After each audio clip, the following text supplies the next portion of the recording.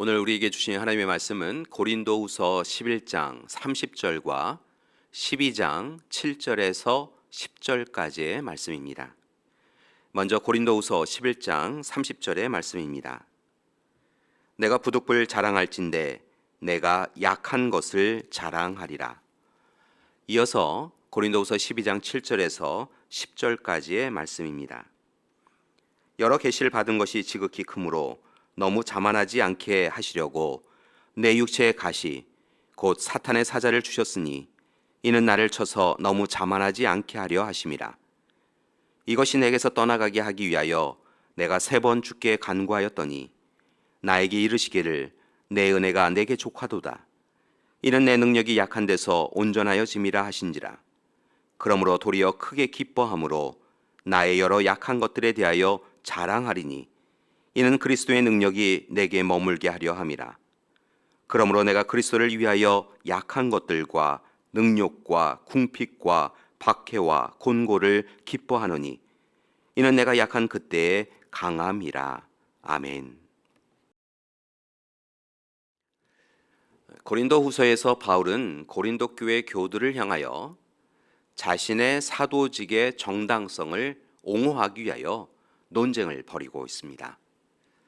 실제로 10장에서 12장까지 말씀을 찬찬히 살펴보면 바울은 자신의 신학적 입장과 자신의 성품에 대하여 자세하게 논하고 있습니다. 그는 분명 다른 이보다 뛰어난 점이 많은 사람이었습니다. 예를 들면 그는 유대인 중에 정통 유대인이었습니다. 로마인이기도 하였습니다. 가말리엘 하에서 공부하였던 수재였지요. 젊은 시절 이미 그의 명성이 많은 이들에게 드러난 사람이었습니다. 그런데 바울은 오늘 말씀에서 세상 사람들이 자랑스럽게 여기는 그 강점을 자랑으로 여기지 아니하고 오히려 자신의 약점을 자랑한다라고 말합니다. 무엇보다 바울은 자신의 몸의 가시를 고백합니다. 몸의 가시, 그것이 과연 그의 자랑거리가 될 수 있는 것일까요? 이해할 수 없습니다. 그런데 바울은 가시, 아픔, 상처를 자랑으로 여깁니다. 물론 처음부터 그런 것은 아니었습니다. 바울은 자신의 약점 가시를 제하여 달라라고 하나님께 청하였지요. 바울은 자신이 가진 약점으로 인하여서 하나님의 일을 회방당할까 봐 걱정하여서 하나님, 제발 제 몸의 가시를 제하여 주십시오라고 그렇게 기도하였습니다. 그런데 하나님께서 말씀하지 않으십니다. 그래서 바울은 곧 깨닫습니다. 약점으로 인하여 하나님 앞에 매어 달려서 간절히 기도하며 호소하는 것이 더 큰 은혜임을 깨닫습니다. 자신이 너무 부유하여서, 너무 강하여서, 너무 잘나서 하나님 없이 살아가는 것보다 부족하고 연약하여서 하나님을 찾고 하나님 곁에 있음이 더 큰 은혜의 자리라고 하는 것을 그는 깨닫게 되었다는 것입니다. 그리고 12장 9절 하반부에서 고백합니다. 9절 후반부를 보면 나의 여러 약한 것들에 대하여 자랑하리니 이는 그리스도의 능력이 내게 머물게 하려 함이라 라고 그렇게 고백합니다. 즉 자신의 약점, 몸의 가시를 숨기려 하거나 지우려고 하였는데 이제 오히려 하나님께 몸의 가시를 드러내고 기도하였더니 하나님께서 강하신 은혜와 능력으로 모든 문제를 해결해 주시고 도와주셨다라고 그가 고백하고 있는 것입니다. 교회 여러분, 바라기는 이제 우리도 바울의 놀라운 고백을 함께 하기 원합니다. 하나님께 우리의 약점을 드러내고 하나님을 의지하고 의뢰하기 원합니다. 있다가도 없어질 것을 소유하고 있음을 자랑하며 교만하고 자만한 삶을 살 것이 아니라 날마다 약한 우리를 붙잡아 주셔서 강하게 하시는 하나님의 사랑을 기뻐하며 하나님께 간구하며 살아가야 할 것입니다. 그것이 바로 하나님의 사람이 살아가야 할 삶입니다. 우리 그리스도인들이 마땅히 살아가야 할 삶입니다.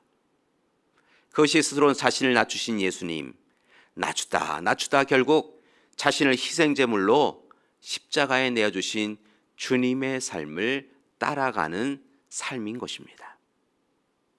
바라기는 바울의 고백을 날마다 하는 우리 믿음의 가족들 되시기를 간절히 기도드립니다. 우리가 신앙생활을 하는 동안 우리에게도 고난의 가시가 다가옵니다. 그리고 우리의 장점, 우리가 소유한 것이 얼마나 무능한 것인가라고 하는 것을 깨닫는 시간이 옵니다.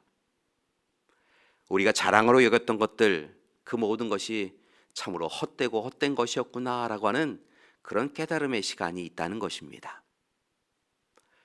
따라서 이제 우리는 오히려 고난의 가시가 다가올 때 우리의 약함을 근거로 주님을 더욱 힘써서 찾아야 할 것입니다. 우리의 약함으로 인하여 주님이 우리를 만나 주시기 때문인 것입니다. 그리고 우리로 하여금 강하게 해 주실 것이기 때문이지요. 교회 여러분, 우리는 약하지만 주님은 강하십니다. 주님은 십자가를 지시고 무력하게 죽으셨으나 또한 그 대속적 죽음으로 인하여 우리에게 세상이 줄 수 없는 구원과 영원한 생명을 주셨습니다. 따라서 이제 바울처럼 우리의 약함, 우리의 아픔, 우리의 상처, 우리의 힘겨움과 곤고함을 다 하나님께 아뢰시고 우리의 발을 씻겨주시며 우리의 가슴을 품어주시며 너는 내 것이다 말씀해 주시고 눈물로 기도해 주시는 그 주님의 은혜를 누리시는 그런 시간이 되기를 소망합니다.